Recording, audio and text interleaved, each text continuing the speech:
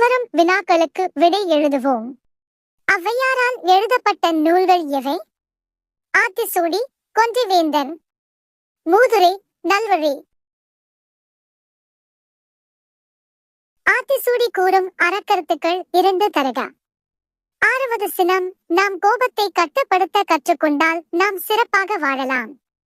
ஊக்கமது கைவிடேல், விடாமுயற்சியுடன் வாழ வேண்டும். நீதி நூல்களை பாடியவர்களுள் இருவரின் பெயர்களை எழுதுக. ஔவையார், பாரதியார்.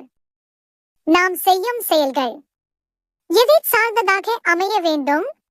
தர்மம் சார்ந்ததாக அமைய வேண்டும். 6வது சினம் என்பதன் கருத்து யாது? நாம் கோபத்தை கட்டுப்படுத்த கற்றுக்கொண்டால் நாம் சிறப்பாக வாழலாம் என்பதாகும். பின்வரும் சொற்களை ஒழுங்குபடுத்தி கருத்துள்ள வாக்கியங்கள் அமைப்போம். எல்லோரிடமும் இனிமையாக பேச வேண்டும்.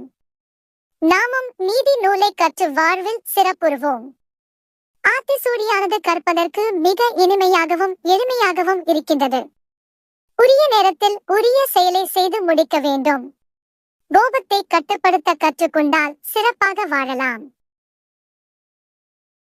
பொருத்தமான சொற்களை தெரிந்தெடுத்து இடைவெளிகளை நிரப்புவோம். கூண்டின் உள்ளே கிளி இருந்தது. வீட்டின் வெளியே நாய் இருந்தது. சேர்ந்து வாழ்வது பலம், பிரிந்து வாழ்வது பலவீனம் ஆகும். ஆசிரியர் மாணவர்களிடம் வினா எழுப்பினார். மாணவர்கள் சரியாக விடை அளித்தனர். சூரியன் காலையில் உதிக்கும், மாலையில் மறையும்.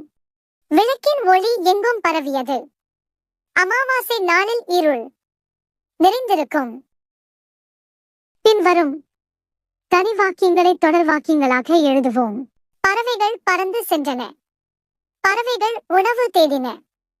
பறவைகள் பறந்து சென்று உணவு தேடின. நான் பாடம் படித்தேன். நான் வினாக்களுக்கு விடை எழுதினேன். நான் பாடம் படித்து வினாக்களுக்கு விடை எழுதினேன். சூரியன் அதிகாலையில் கிழக்கில் உதிக்கும். சூரியன் மாலையில் மேற்கில் மறையும். சூரியன் அதிகாலையில் கிழக்கில் உதித்து மாலையில் மேற்கில் மறையும். நாங்கள் கல்வி சுற்றுலா சென்றோம். நாங்கள் பின்னவல யானைகள் சரணாலயத்தை பார்த்தோம். நாங்கள் கல்வி சுற்றுலாவிற்கு சென்று பின்னவல யானைகள் சரணாலயத்தை பார்த்தோம். குயில்கள் இனிமையாக கூவின. மயில்கள் அழகாக ஆடின. குயில்கள் இனிமையாக கூவ, மயில்கள் அழகாக ஆடின.